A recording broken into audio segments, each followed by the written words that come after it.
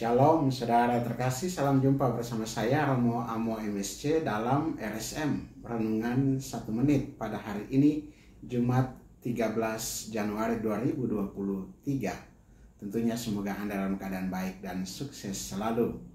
Saudara, firman Tuhan pada hari ini dari Injil Markus pasal 2 ayat 1-12 mengungkapkan seorang lumpuh yang disembuhkan oleh Yesus ketika Yesus tiba lagi di Kapernaum, di sebuah rumah, dan memberitakan firman Tuhan di situ. Banyak orang yang mengerumuni Yesus sehingga tidak ada tempat bagi orang yang menggotong seorang lumpuh itu untuk masuk ke dalam. Karena tidak ada tempat untuk masuk, maka orang lumpuh yang digotong ini dinaikkan ke atas atap, lalu kemudian atapnya dibuka dan orang lumpuh ini diturunkan tepat di depan Tuhan Yesus. Dan ketika melihat iman dari orang-orang ini, Yesus menyatakan kepada orang lumpuh ini, "Dosamu, hai anakku, dosamu sudah diampuni." Sekalipun di situ ada ahli-ahli Taurat yang berpikir dalam hatinya, bagaimana mungkin ia dapat mengampuni dosa selain Allah sendiri. Tapi Yesus mengetahui pikiran mereka. Karena itu Yesus berkata kepada mereka, manakah yang lebih mudah, mengatakan dosamu sudah diampuni, atau mengatakan bangkit dan berjalanlah. Tetapi supaya kamu tahu bahwa Anak Manusia berkuasa untuk mengampuni dosa. Dan dia berkata juga kepada orang lumpuh itu, bangunlah, angkatlah tempat tidurmu dan pergilah, berjalanlah. Orang lumpuh itu pun bangun dan berjalan di tengah-tengah mereka. Dan mujizat ini menimbulkan takjub di antara orang banyak yang hadir di situ. Saudara, Yesus menyatakan Anak Manusia berkuasa untuk mengampuni dosa.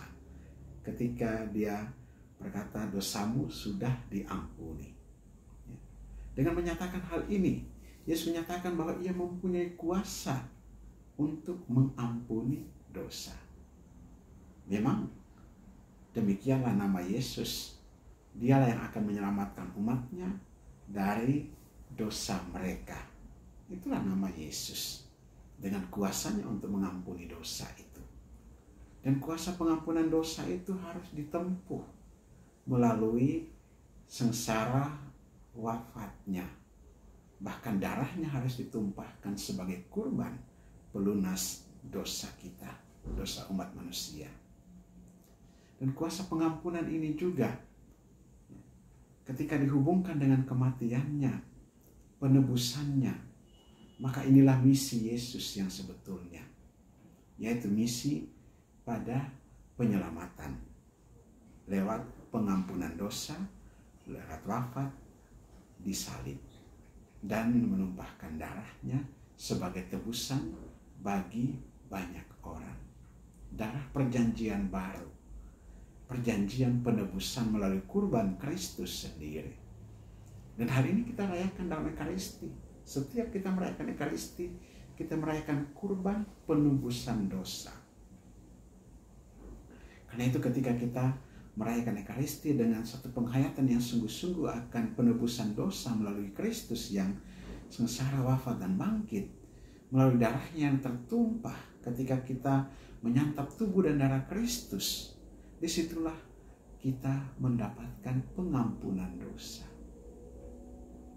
Pengampunan dosa, penebusan. Dan apalagi dengan itu juga, kita perlu mempersiapkan diri kita baik-baik dalam merayakan Ekaristi.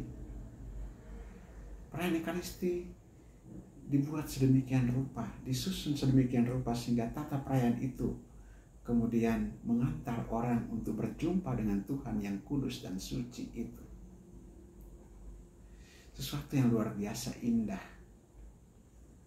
Dan kuasa pengampunan dosa ini juga diyakini oleh jemaat perdana, bahkan jemaat-jemaat sesudah peristiwa kebangkitan Kristus dan pewartaan para rasul. Sesudah itu kuasa pengampunan dosa ini diyakini sebagai kuasa yang lahir atau hadir berkat kematian Kristus. Dan kuasa ini juga diberikan oleh Kristus kepada para muridnya melalui Petrus ketika ia mengatakan, engkau akan memegang kunci kerajaan surga. Mempunyai kuasa untuk mengikat dan melepaskan. Mengikat dan melepaskan dari dosa. Dan kuasa ini diberikan kepada gereja melalui para imam dalam pengampunan dosa itu. Maka baiklah kita juga menyadari misteri Yesus yang begitu agung. Misteri Yesus yang begitu indah. Misteri kematiannya yang membawa penebusan dosa. Kuasa pengampunan dosa menjadi nyata lewat wafatnya. Dan mari kita mohon kekuatan Roh Tuhan agar kita juga mendapatkan pengampunan dari Tuhan. Dan juga dari hati kita juga mau kembali untuk membangun relasi atau hubungan yang baik dengan Tuhan. Lewat pertobatan. Lewat pengakuan dan pertobatan. Dan di situ kita membangun kembali hubungan agar kita juga dipersatukan dengan Kristus dalam kurban penebusan dosa itu dan diselamatkan oleh Dia. Mari kita berdoa. Allah Bapa kekal dan kuasa, kami mengucap syukur dan berterima kasih kepadamu atas rahmat pengampunan yang Engkau tawarkan kepada kami melalui Kristus Putramu yang rela wafat dan bangkit untuk mengampuni dosa-dosa kami, untuk menyelamatkan kami. Kami bersyukur dan berterima kasih juga karena di dalam gereja melalui Kristus Engkau mempercayakan rahmat pengampunan itu melalui sakramen tobat, sakramen rekonsiliasi, sakramen pengampunan. Semoga kami juga menyadari kekuatan dan kekayaan rahmat sakramen tobat ini dalam kehidupan kami setiap hari. Yang juga kami nyatakan atau kami satukan di dalam Ekaristi Kudus. Semoga melalui sakramen tobat dan sakramen Ekaristi ini kami Engkau teguhkan dan Engkau kuatkan untuk senantiasa melangkah maju di dalam persiaran hidup kami dengan hati yang baru, dengan semangat yang baru, karena telah Engkau pulihkan dari dosa-dosa kami dan telah Engkau sambungkan hubungan dan relasi kami dengan Bapa di sorga.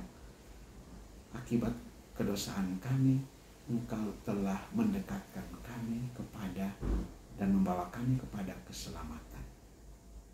Kuatkanlah kami yang rapuh dan lemah, yang tidak berdaya karena dosa-dosa kami.